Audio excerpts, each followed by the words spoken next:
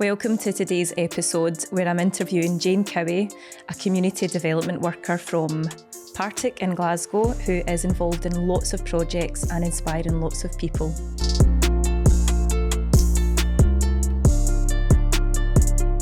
Welcome to today's episode, Jane. Really great to have you here, and I wanted to touch upon some of the work that you've done over the past 23 years. Community, health, development. So can you talk me a wee bit about the sort of community landscape, how you've seen it change and evolve over the years, and what kind of projects that you're working on currently? Right, cool. Yeah, 23 years ago, started at the Annex.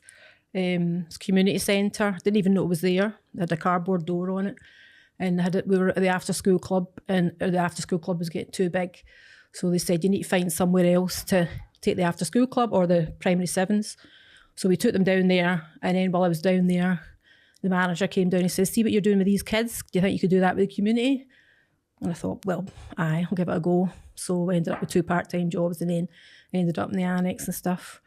And I've been there ever since. But it's you don't get a lot of funding in the third sector. So there has to be like a 1 year or a 3 year. The 5 years is a luxury, actually. It should be more than that with the third sector, but that's the way it is. So don't create about it, just get on with it. So it was like, so you have to kind of reinvent yourself all the time. But while you're doing a project, all you do is listen, basically. That's the main thing. You listen and you hear, you look out for strengths in the community. You know, sometimes people say look for gaps, but I tend to look for strengths, because what happens with somebody has got a strength and a passion and really want to share it with other people is that one person can affect a whole pile of people, just with, different examples. I mean, you've been, worked in the Annex for a bit and all that, and things like the Partick Pluckers or the Knit and Natter. And they came from, Partick Pluckers is one woman playing the dulcimer at a Christmas show and had a ukulele as well, and just said, I've always dreamed of having a ukulele group. So you're like, oh, wrong words to say in front of me, dream or love or whatever. I'm like, straight on it. And I'm like, well, hands up anybody here that wants to start and they didn't know it was Partick Pluckers. You want to do a ukulele group? So that was Christmas, December, January. A ukulele group started with this 83-year-old that would be her dream. And they came up the stairs and said, we've got 2 names for it. We've got the Fair Dodgers and the Partick Pluckers, and it's you've got the choice to pick. And I'm like, well, it has to be the Partick Pluckers, you know what I mean? And that's 10, 12 years down the line, still going strong. She passed that year, but you know what I mean? And like Knit and Natter was somebody wanted to learn how to knit, somebody wanted to teach how to knit, right? Get the 2 years in a room. And you know the story about that. I ended up, we knitted for 7 continents of the world, sent it out to Aboriginals, to Peru. We sent it to the landslides that happened in, where was that? Sri Lanka. You know what I mean? An earthquake in Nepal. So what was it you had sent, sorry? Knitted goods. So the Knit and Natter. So from that person wanting to learn how to knit and that person wanting to teach how to knit, they came together. And then this group just evolved over 3 or 4 years into sending knitted stuff all over the world, just because at one point they realised, wait a minute, we sent it to 5 continents of the world. So I'm in the office with Shell and we're like, well, what's that then? Australasia we get left, and Antarctica. So I went to a meeting that day, Martina's network meeting, this lassie. So she says, tell the story about the Knit and Natter. So I was telling the story about Knit and Natter. Oh, I'm from Australia. I'm not a group and all that. I'm like, get to fuck. What is this? You know what I mean? So I like tuned into her. So then she gave us North Territory, this women's group who had got themselves out of poverty by setting up a cleaning company. But while they were setting up this cleaning company, they realised that they were all Aboriginals and had all this beautiful art, nature, blah, blah, blah. So they printed stuff. And see, when I first seen that, I was like, that's going to be in the Paris catwalk. Paris catwalk. And within 4 years, they were on the Paris catwalk. I mean, I can't buy it now, it's too pricey, but honestly, beautiful stuff. And that was their way of getting out of poverty and stuff like that. So we sent them bits and pieces. And then we had, obviously, Antarctica still to go. So Shell sits along two things, and I kept going, Antarctica, Shell, Antarctica. How are we going to get somebody for Antarctica? How are we going to do this? How are we going to do that? And then she's like, months later, oh, I think my niece works for marine biologist or something. I was like, what? So, and then that started the knitted penguins, and that's a whole big story. It's another book actually. Right, so elaborate on that a little bit then. So her niece is a marine biologist. Or fancier than that. So it was kind of like, and she was doing this trip where she was going down to Antarctica. So we thought, well, can you take, like, we've got like 30 knitted penguins or 20 knitted penguins down to Antarctica.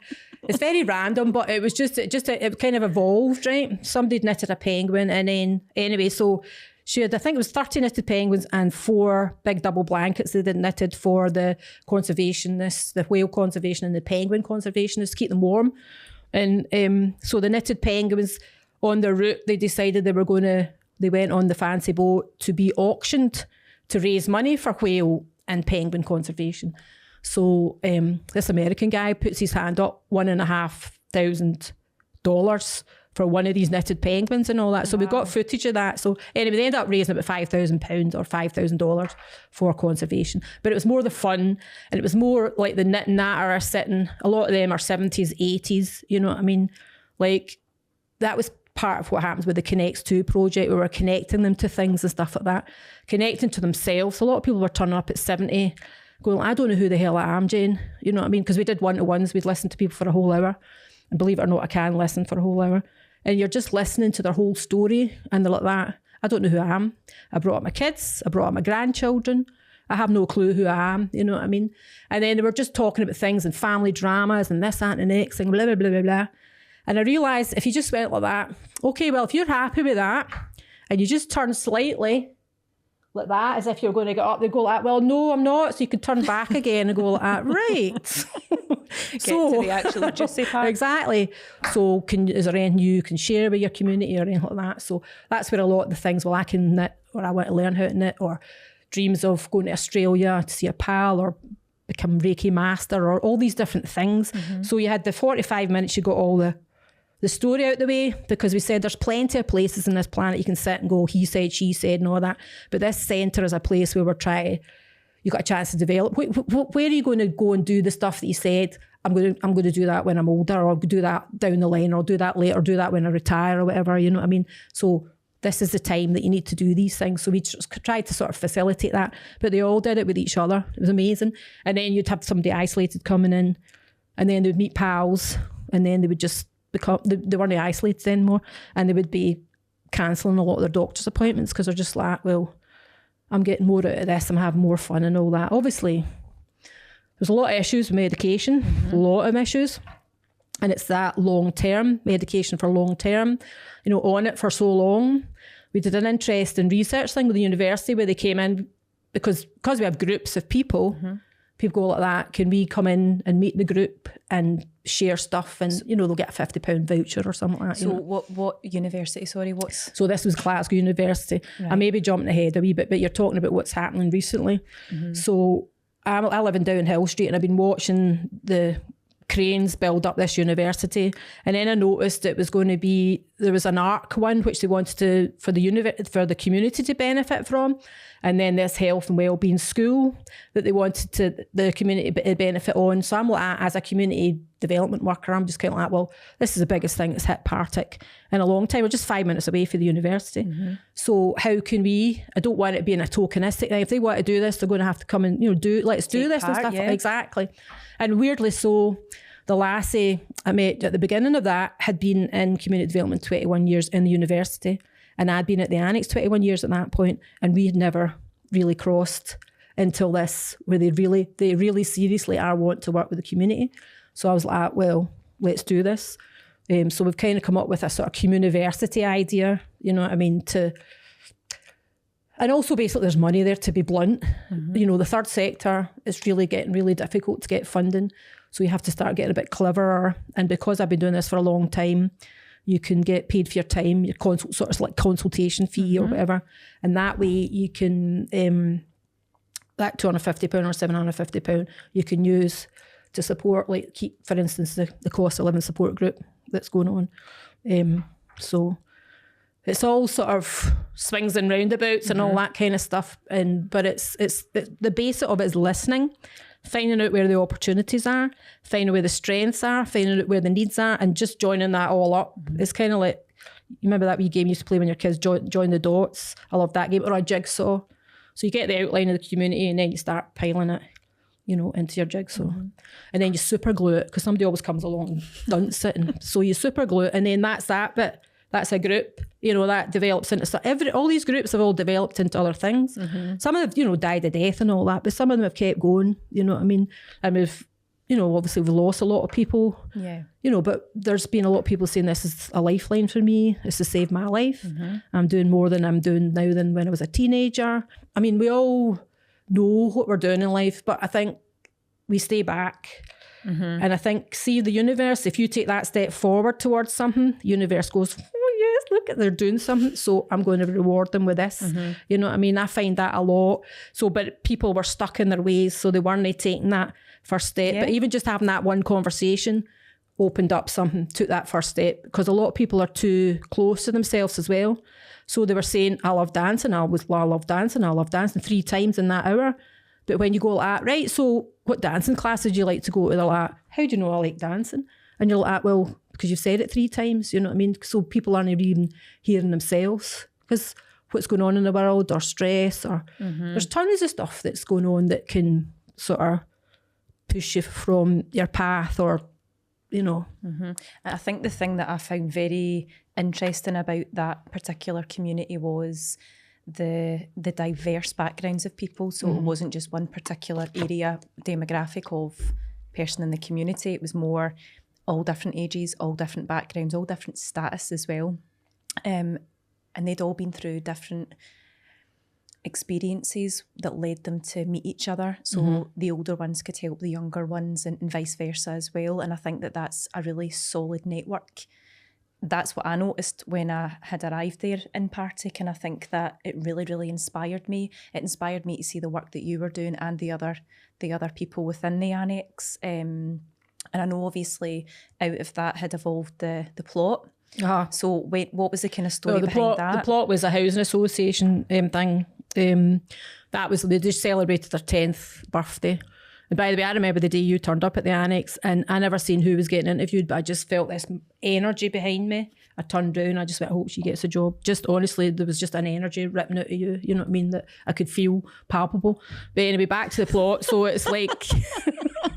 I was drunk that day. No, you had your hair all done and makeup and all that, you know what I mean? It was amazing, but there's like an energy coming out of you. And you didn't recognise me the day I started because I didn't have that on. No, exactly. I know. There's that laugh, you know. But there's more to these stories. We've got tons of stories about you and me, but we'll keep it to community. Sorry, what were you saying there? But so there is, we did do a lot for older people because there was a big government thing going on about trying to get them out of hospitals, you know, the isolation thing, because like obviously the isolation is as bad as having 15 cigarettes, so that's what they've, you know, saying. So they wanted people, they realised you had to get out, make connections, be social, you know, use the communities more and stuff like that. So we realised it was like you needed to have purpose, structure to your week, and friends, you know, and things to do, you know, and once they got past all the sore hips and the medication that was making them feel wonky or this or that, and then it could help them articulate questions for their doctors. So can I get a review of my medication? Because we kept getting hit with renews. You know, it's just one letter, but they were kept getting hit with that. So there's a review or a renew. A review, they look at it and see what ones aren't serving you anymore. And a renew is you just get the prescription kept going. So some folk were on for years and stuff like that, but they couldn't think straight. So, you know, and weirdly, so loads of things help you. You know, I went to a big development conference weekend thing, and there was some high Heejin, there was an ex-surgeon guy, and he was sitting right beside me, and it was a big buffet paid for whoever paid for it. And he said, listen, can I really say to you that, can you just say to people that the doctors are just there to advise? It's not like, if you're thinking in your head going, no, I don't really fancy that, or doesn't suit me, or what about if I have that medication, how's it going to affect that medication? You know, talk about that. They're just there to advise. You can turn around and say, no, that doesn't suit me, or no, I don't want to do that, or I would like to taper off this, or whatever it is, you know, you want to do and stuff like that. Because that's a hidden thing. Nobody really knows what's going on behind closed doors and what people are taking with their food or whatever, you know what I mean? So it's that's a generalised service and it doesn't apply to everyone. Yeah, exactly. But what's good, it's like what the job that you came into was social prescribing. So the doctor would go like that, right, okay, you keep coming back, you're not getting anywhere. I think it's maybe more a social thing, you know, maybe the antidepressants aren't working, so why not try a health walk instead and stuff like that.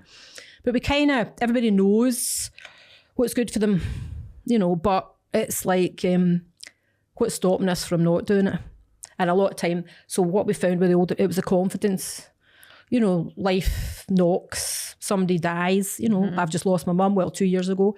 It's a massive big life change, or menopause, or, you know, a relationship breaking up because potential menopause or misunderstanding, you know, just different things. Yeah. So that COVID, I mean, God's sake, look what we've been through. You know, there's a lot of people walking about still feeling they're slightly traumatised by all that. And that's why we started a group called Dreams and Aspirations, because they hadn't had a chance to talk about that anywhere when we came out of COVID. So they're like that, can we have a group where we can chat? And, you know, so we're chatting about their experiences and things like that. And they realise they're all shoulders down like that, just getting through it. And they wanted to put the shoulders back again and start thinking about the future and having hope and having dreams. So that's where it came from.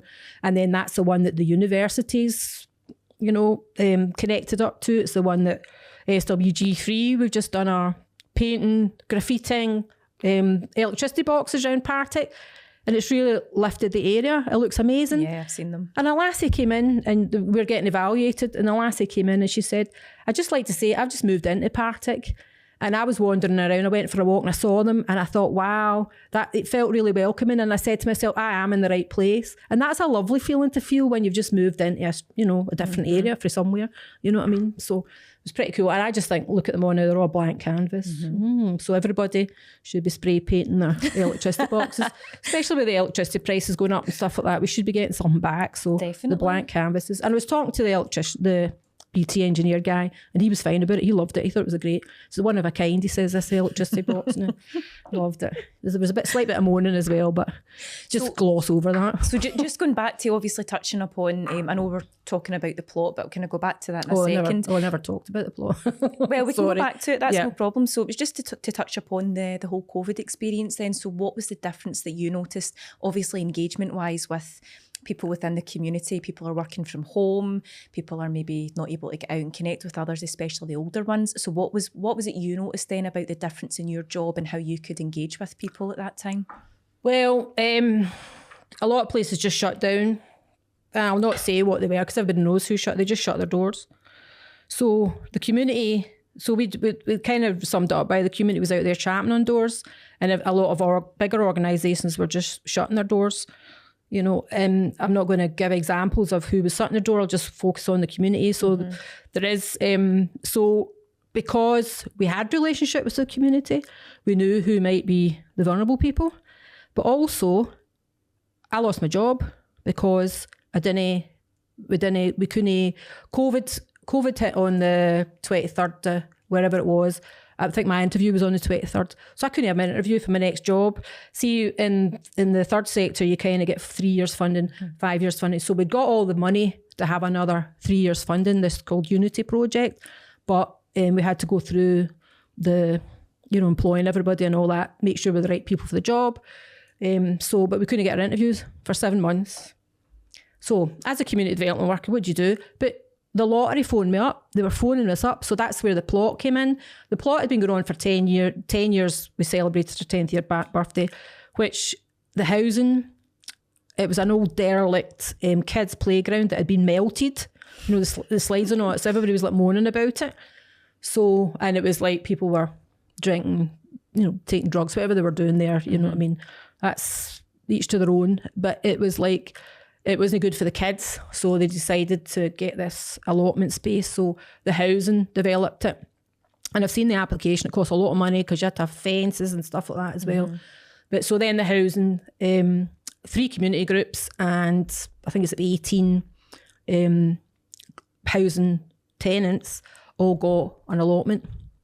So they all got an allotment, and then I came in about 2 years later or something. So I put my name in the waiting list. I seen it and put my name in the waiting list. And then ended up in it because the the housing girl was trying to have a family and she didn't want to be the treasurer anymore. And I said, like, okay, I'll take it over for a year or something like that. And it's like, anyway. So it's that ended up starting to become into a small community, so much so that when COVID hit, we were getting phoned up. What can you do? How can you help people and all that kind of stuff? So they ended up doing an in the bag thing, which was £20 cash that and it was about 56 lots of people or families or things like that, where you got £20 for the first 12 weeks of COVID because some people were starting to starve because they had to wait 8 weeks until they could get on benefits. So we had the housing referring people, we had the Scottish Government referring people because they couldn't do anything about it. They said, listen, we've got somebody starving, can you help them and stuff like that. So you would meet them 2 metres apart, chat, give them the 20 quid, they would spend the shopping and then come back with the receipts the next week where you give the other 20 quid because it was a chance to catch up with somebody as well. Somebody said to me, I've seen more of you and my girlfriend, this whole thing, you know what I mean? So people were really, it really struck me how quite quickly everybody was in their houses and some were quite happy to be that and other people were champing at the bit like me, you know what I mean? And I'm like, oh, you can exercise, right, cool. So you're just outside every day, you know what I mean? All day and all that. And then, the story about the 5 mile radius thing and all that kind of stuff. When they said you can go fishing or camping. So I never heard within the 5 mile radius. I never heard that. But I'm like, oh, you can go fishing or camping, right? Or fishing or golf. So we're way off and then this police officer goes like, where do you come from? We're like, Glasgow. We're just camping and he says, you're 105 miles away from Glasgow. You might be 5. And I was like, oh, I never got that, Didn't get the memo. But then it turned out he knew people that I knew from Glasgow. We chatted for 3 hours and stuff like that, you know what I mean? So was this a police officer, did you say? I was a police officer, but I'd said to my partner at the time, I said, have a quick cider and all that. So, right, you need to move on and all that. Oh, sorry, officer, we can't move because obviously we've had a wee drink. So he's like, oh, well, you need to stay here the night then. Drat. So, but the allotment started to become, see with the one-to-ones, it was really interesting because, like, for instance, met somebody, and who she is, I'll not mention names and stuff like that, and she'd been working in Sainsbury's and she was an older woman and she was having the one-to-one and she ended up going to yoga after that because we had yoga things. You built up classes of what they were asking from. So they go like, how comes a whole pile of classes I want to go to? I says, because you've been asking for it, you know what I mean, all of you, you know what I mean? So she'd been in Partick for about 20 years. She hadn't really met a community. She started to make a bit of a community with the allotment space and stuff like that. But she was in Sainsbury's and been really badly treated like as an old woman. She said it was absolutely shocking. But in the conversation, it turned out she was a seamstress. And 2 days before, I'd had a conversation with my brother who was needing a seamstress. So I just went like, well, my brother's needing a seamstress. Would you blah, blah, blah. And then she ended up a 5-year job in there until she retired, with him being a seamstress and just having fashion parties and this, that and the next thing and just really enjoying herself. And she's still about, just dotting about, doing different things, stuff like that. They're all there and it's even as simple as somebody waving across the thing at good morning. There's a guy went like that. He said, see that first time that happened to me, that meant so much to me. Somebody'd seen me and just gone morning. I wasn't invisible anymore. A lot of the older people were thinking they were invisible. You know what I mean? So a lot of people think the annex was for older people, but we had to try and get the younger people through Unity. So we got a lot of them through the plot as well. So a lot of younger people came in through the plot. And the plot, we grow our own vegetables, we grow our own fruit. Well, we try against the slugs and all that kind of stuff. But there's all these, while you were growing a cabbage or something like that, you'd be chatting away to somebody because obviously you plant the seed and it takes forever to turn into a cabbage. So you've got to do other things in between that. And you're just chatting away to people and somebody like, for instance, I make silver jewellery. I'd done a course years ago. I'd love to share it with people. And so now we have silver ring making workshops, and she leads them and so she can make money as being an artist. Yes. You know what I mean? And she was one of the ones that needed the 20 quid in COVID because a lot of artists and musicians just lost money like that overnight and stuff like that. My sister was the same. Yeah. And I didn't have a job either. But the lottery said, no, we want to pay for a bit of your, coordination, but I don't really want to take it away. I'd have been a bit of furlough, tiny bit of furlough. But anyway, 7 months later, I got back in and, you kept going because and that's why other things came out of that, like Dreams and Aspirations, and then the Cost of Living Support Group. And the Cost of Living Support Group is not just about finances, it's about the cost of living. It's difficult to live for some people. It's hard. You know what I mean? There's a lot going on in the world.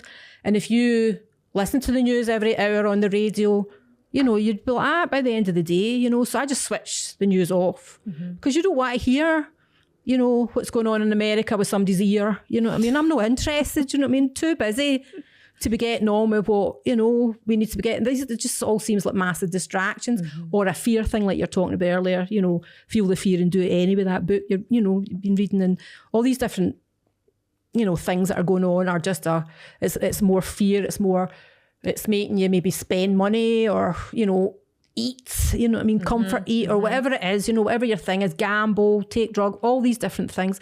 Because that's because there's, you know, there's all this stuff, and how are you meant to make sense of a lot of it? So you have to go back, you know, back to yourself, and that's what I loved about the annex at the beginning. It was about community empowerment. It was empowerment about one person at a time. But remember, there's an example of the Partick Plucker lassie who, by empowering her, she empowered a whole group of people that's been keeping going. There's an ex-chief of police in there that's got Alzheimer's, and he's loving it, and it's keeping him going. And when he's in there, his wife can nip to the yoga for an hour. You know, precious time, you know, for our own self and for our own stress management, stuff like that, you know what I mean? So, while I remember, you were somewhere last Monday. Where was it last Monday? I don't know. You know, Tuesday. Last Tuesday. Oh, to see the king. How did that go? Oh, he's not looking well. But we never, obviously, was like quite far away. So what was? It was we had got this big thick card thing, big invitation, big fancy. I think the fancier you get in life, the thicker your invitations are and stuff like that. So it was a lovely thick invitation, and the king's inviting you to his garden party. You know what I mean? It was a local councillor had said, listen, I've got 4 tickets here, and I'd like to recommend that you guys go from the Cost of Living support group. You know what I mean? Because I'd like to support it.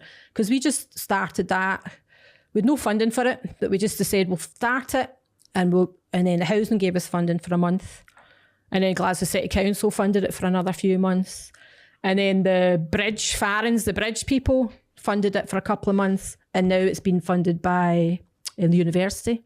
So so we could keep going for maybe a couple of years with this if we need to, because it's just a support group as well. But as I said, there's more to things than the cost of, you know, the finance, but obviously finances as well, because that's a couple of years ago we had that over Christmas and stuff like that. So the lottery again came in and said, we've got cost of living funding we can give. Ended up about £23,500 that we could give out, £50 here, £50 there. Give something in January, something in February, something in March, just to get you through that bad winter, you know what I mean? The winter of discontent, you know what I mean? So, but it's, and then so spoke quite a lot of people there, about 140, lots of people there. But then people got on their feet and could work it out, and a lot of people started putting money, the housing even got money for gas and electricity and stuff like that, you know. So the community project was called Unity at that point. So our role, there's a group of us, was to join up everyone in the community. So the allotment came in on that, the library, the churches, the language hub, the after school club, you know, everybody sort of came in. They'd come in at COVID as well, but then to support, to make sure we weren't missing anybody, because it turned out we were missing young families. So that's where the allotment got the money to support the young family side of things. I think there's a food bank established, wasn't there, in one of the churches? Aye, there was a food bank, down Vale, and that was 2 days a week, and then Ruth moved on, and it's like 1 day a week now. And there's different rules and regulations for different things. So our cost of living group, we've got a fridge and a big chest freezer, and that then means that people who don't come on a Monday can come during the week, because a lot of people are running out of money before they get their money on a Thursday. So they need 2 days of shop, so they can come in and go in the fridge and just get what they need to, you know, if there's anything decent there that they can take away. Because we get all the fair share food comes in, and normally it goes to our cafe, but there's holidays at the moment, so we're getting it all. So you're getting steaks, and you're getting really good chicken thighs, and you're getting tons of stuff that what you do, try and make something on the day with the people, with folk, and then the rest can get put into the freezer or dished out or something like that. But it's, you know, all these people just come in on the Monday, because what we have to do is just have a time slot. So it was a time slot. It had to be Monday for 2 hours or something like that. So if anybody wants to support this, they can put money into it. That's the time and place it's happening. And then there we go. We get invited to go and meet the king. So what was it all about then? What was it celebrating? It was celebrating this. It was just to say, we see what you're doing and, you know, thanks for doing it, stuff kind of thing. Just a bit of, you know, just a wee bit of, I know, a bit of gratitude. I don't know. I don't really know what it was. Just he just said, out of everybody just felt he wanted us to be, you know, because he knows how hard the annex works and stuff like that. So what was the garden party for? It was a king just having a garden party. Don't know. Don't think it's a birthday or anything like that. But I mean, I don't really... it was quite funny actually. Just, you know, the sandwiches and all that were unbelievable. They cut all the crusts off and like that, you know, and beautiful fillings and lavender sprinkled over things and carrot moussed up with the hummus and all that. Very, very fancy and stuff like that. It was lovely. And it was great and beautiful place, Holyrood, you know, the gardens, and you're sweeping up until Arthur's Seat, you know, they've got a good bit of land there, nice, you know. So it's nice to go. You had to get dressed up. You had to wear a hat, you know what I mean? There was a fascinet, you know, there was protocol and stuff like that you had to kind of follow. And a lot of security to get in and stuff like that. And then you had a chance to meet, but you were kind of like 4 deep, so you couldn't really see a lot of what was, because there's a lot more people than I thought were going to be there, but you did see the king, but it didn't look well. I was looking for somebody about 2 foot taller. He just looked no well. I know he's, you know, surviving cancer or whatever he's, you know, what he's going through at the moment. I don't really know because I don't know him, but, you know, he didn't look well. And Camilla was running about, and Prince Anne Edward was there. Was it Prince Edward? And Sophia. So you saw, it kind of felt like going back in time a wee bit, or like Ascot without the horses, you know what I mean? So it was like, or with the horses. But they, well, Gaffo, but they look like stamps. Because I was like, what is this? And it's because it's a side, you just look like a stamp or a coin or something. So it's a bit surreal, but I felt that's quite nice that we were actually, you know, recognised, you know, just as something as doing, you know, it was a nice, and it was good for the volunteers, myself, to go and get dressed up. And Rose found a fascinet for £1.20, you know what I mean? And, you know, they looked smashing, they looked amazing, you know what I mean? So it's like memories. We try and create memories, and that was with the older people, so you had memories to, you know, chat about and funny stories to share. Because before we done Connects, it was like you had, you meet them in the street and it would be like, who'd just died, what they had at their funeral, what sandwiches they had at their funeral, what medication were on, the side effects. That was the conversation you were having until you got them in for a whole hour. It was considered a luxury at the time, and you got past all that, and you got the real story, back to childhood and all that kind of stuff. It was fascinating, really fascinating, and a massive privilege to be able to hear. And then you would hear the same story coming through, so you'd create that group. The same story coming through, create that group, you know what I mean? So you ended up with a whole programme of activities that had to be then funded, and you try and keep funding it. It's like a community centre, and you just keep reinventing the wheel, because that's what you have to do. If you have something really successful, it doesn't matter, boom, it's finished. After your funding's finished, you have to create it again, or to get more funding and stuff like that. Yeah. So I think that's the frustrating part of that type of work though. Oh yeah, I want to retire, because I really seriously retire early, because it's just like, it's I think it's probably helped you as well to realise your potential, essentially, but also for you to see, right, okay, I've maybe served my purpose here, and it's time to move on to new projects and things that you can do personally that's going to help you to evolve. Well, I see if you can do something in an area, you can do it in other areas and stuff like that.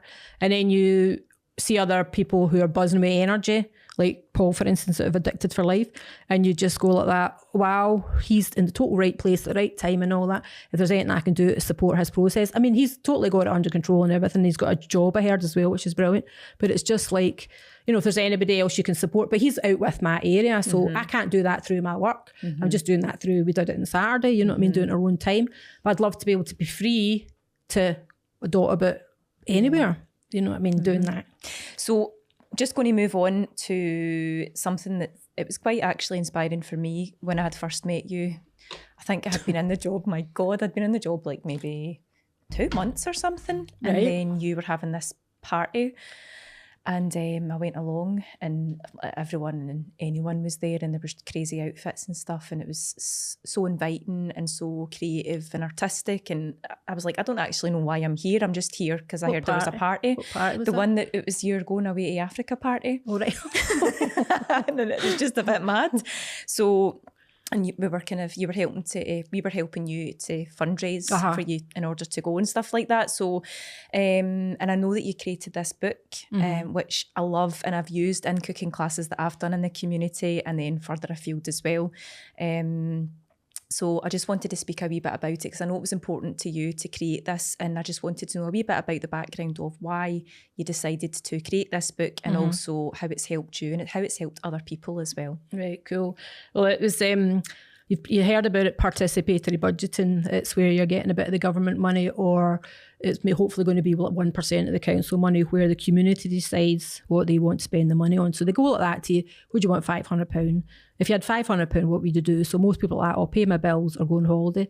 Like, no, it has to be something that's going to benefit you and benefit the community at the same time. So the timing of it, I've been at the plot. There was lots of different things happening. I kept meeting these people who were vegans, who were giving up meat. And also with the Africa contact, we ended up going up Mount Kilimanjaro because of this guy, John St. Julian, who has a base called Share Tanzania at the bottom of Mount Kilimanjaro in Moshi. And he did podcasts and YouTube videos. And my partner at the time was like, you need to watch this guy. So I was watching him, and he was just talking, that way everybody wants to help. Nobody should be not eating food and having clean water in the world now. I mean, for God's sake, you know what I mean? I thought when I was 18, that was the first time, that's terrible and all that. I'm going to go to, can't remember who it was at the time, but I'm going to go to Africa and help and all. And then working with the older people, it turned out they're saying, no, this has been going on for years. And you're like, how's that been going on for years? Because if obviously people don't have something to eat or drink, you would sort that out. We've got tons of resources here, what's going on. But anyway, John St. Julian just went and did it. So he went and he just had a laptop and he'd done Facebook, and he just went like, right, who's going to £16 a week can pay for this lassie to get a mattress, food, go to school and medical care. So he just done it one person at a time. So he built up this village. But anyway, so on Earth Day, can't mind when it was, Earth Day, 22nd of April 2016, he was doing a podcast, and he said one of the best things you can do to help save the planet or for saving it for the future of the children is to cut down on your animal products, because animals were creating a lot of the issues that we're having climatically. I think it's the farting of the cows. I'm not really sure. I don't know. Well, exactly. But they are cutting trees down so that they can have fields so that the cows, can cattle. So anyway, it was just, and I was in the middle of a packet of cheese and onion crisps, and I was like, oh shit. And so I had to put that, it's a whole big long story about cheese and onion crisps as well. So I had to put that packet of crisps down. And from that day onwards, I just thought, I'm going to try this. But what was weird about that was people kept coming up and going like, so now you're a vegan. And I'm like, no, because I hate labels. No, I'm just trying to cut out animal products from my diet. But they kept saying, but what about this, what about that? So they kept saying, what, no meat, so what can you eat? So when this participatory budget thing came up, said, what would you want to do with £500? I thought I'm going to write a bloody book about it and print copies out. So when people ask, what, no meat, what can you eat? I'll just go, here, read the book, because I'm sick of telling people the whole, because like you felt as if you were defending. It's just a personal thing that you decided. Same thing happened when I gave out alcohol or what, and all this kind of stuff. And these are personal choices that you decide, but it just seemed to be all that everybody had a word to say about it. It was kind of weird, you know what I mean? Because it kind of gets them thinking, maybe, I'm drinking too much. I'd like to do that, but I'm not doing it now. So I'll just sort of slightly, what are you doing that for? Or find out what you're doing. So I wrote the book for that and got so many copies published, and then sold it for £5. And the £5 went into Zukra, as a lassie that I'm sponsoring from Moshi in Tanzania. And so that kept her going until August last year, but obviously kept going. So kind of Partick helped fund her. And her dream is to be a school teacher.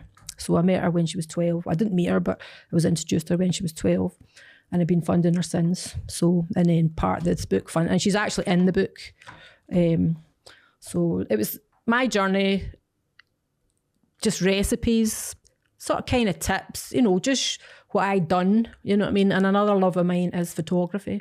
So it was like, and I stuck my grandkids in there because I thought, well, they'd like be tickled pink to see them selling a book, you know what I mean? So you could do it, but you could do it when you wanted. That was the beauty of it. So you could do, so it's the first time I've ever been given money to do. So it's a really good initiative that the government's doing, and I applaud them for that, you know what I mean? Because it puts it more, the small p power or whatever, into the community where it should be. The community's the expert in community. I mean, come on, you know what I mean? So, and that's what's nice, what's happened with the university. They're understanding they're the experts in this side, but we're the experts on the community side of things. So they are coming to terms where there's, you know, vocabulary that's not so great and all that, because you're like top and bottom. Wait a minute, who's the bottom here, who's the top, and all that kind of stuff. But, you know, you have to bite your tongue sometimes, but other times you just give it loudly. That's why I couldn't stay for much longer. Well, exactly. I couldn't bite my tongue. So. I know. Well, I just kind of like the benefit. You had bigger and better things to move on to and stuff like that anyway. You know, you were just talking about these types of things as well. You were talking about tons of stuff. So it was a good time for you to vamoose out of there. You know what I mean? So speaking of vamoose, what is your plans for the future? Well, I want to retire early if I can. I discovered, well, it was management at work said there's this salary sacrifice. So it means you can put a bit more of your top line into your pension, and it turns out your bottom line, your cash in hand at the end of the month, isn't much affected, but you got a lot more going into your pension. So it's not going down to Westminster and getting sent off to shoot somebody in another country or kill somebody in another country, you know, so you've got a bit more. That's just, you know, that is a reality though, but it's not the main thing. I'm sure there's lots of really good stuff that happens with your taxes, but that is something else that happens with your taxes. So it's just, so the salary sacrifice means more money can go into. So when I started doing that, the guy was like that, and I said, well, see, my work pension is 65, my state pension is 67. So I thought I was going to have to work till 67. So I said, could I leave earlier then? He's like, you could. So at the end of this project, I'll be 61. So I thought that'll be a good time to go, because also when you're doing a project, you're having to do the project, but you're also having to gather evidence and information for what the next project's going to be.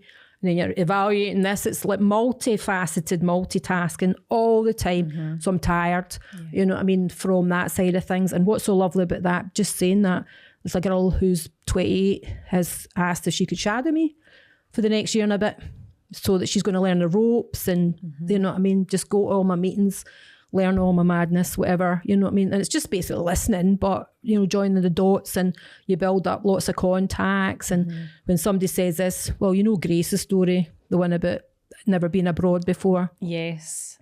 That, you know. Inspiring. That woman is amazing. What age is she now? She's in her 80s. But at 1-to-1, like 4 years beforehand, because she'd been caring and all that for her husband for a long time, she said she'd never been abroad before. So I was like, you never been abroad before? You just take a lot of these things for granted that you do, and you realise a lot of people aren't they, you know what I mean? So she hadn't been abroad before. 4 years later, an email comes into me from Bright Productions or something down in London. They're looking for people to present this TV programme called 50 Ways to Kill Your Mammy who haven't been abroad before. I was like, it's the fucking same words. So I was like, oof, obviously match them two up. And, you know, 420 people, cut long story short, she wasn't going to do it at the 11th hour. She'd had a great time and all that. And then she phoned up and said, no, I'm doing it. There was a doctor thing in the middle of that, but I'm doing it. And she ended up going to Dubai, Peru. She had fucking drugs bust in Peru. Hysterical. You know, because part of 50 Ways to Kill Your Mammy is they throw you off things and all that kind of stuff. So she had all this mad things to do. Peru, Canada, and Dubai. Wow. And that was on, was that Sky One? Sky One or something like that. So it was, so that was from her saying that to matching up, you know, to, you know, that doesn't happen for everybody, obviously, but there's, you know, you have to, she could have kept that in her. She could have not said that out loud. So you have to say what you want out loud. It's like abracadabra. I create what I say, you know what I mean? So if you're moaning and groaning about your life, you're just going to get more moaning and groaning stuff. But if you're being, as everybody called, airy-fairy and head in the clouds and all that, you're going to get more airy-fairy and head in the clouds, but that's so much more fun. So much more fun than doom and gloom and, he said, she said and all that, you know what I mean? Well, so I know we didn't touch on a lot, but never mind. Oh, can I just read out my quote? So I love quotes because it was I've got a friend who's in America, so we went over to America and she took us to the Muir Woods, and then it was a whole big John Muir story after that. That was mental. We don't inherit the earth from our ancestors. We borrow it from our children. It's a North American Indian saying, and that's massive when you look at the world and corporations and corruption and all that. You know, they're doing the exact opposite of that. Mm-hmm. You know what I mean? But if we just a bit more North American Indian, we'd all be in a much better place.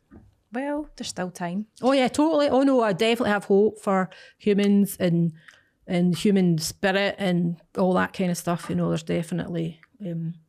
Oh no, it's life's brilliant. Life's amazing. You know what I mean? You have your struggles, you have your ups and downs and all that kind of stuff. And that's a nice thing about getting older.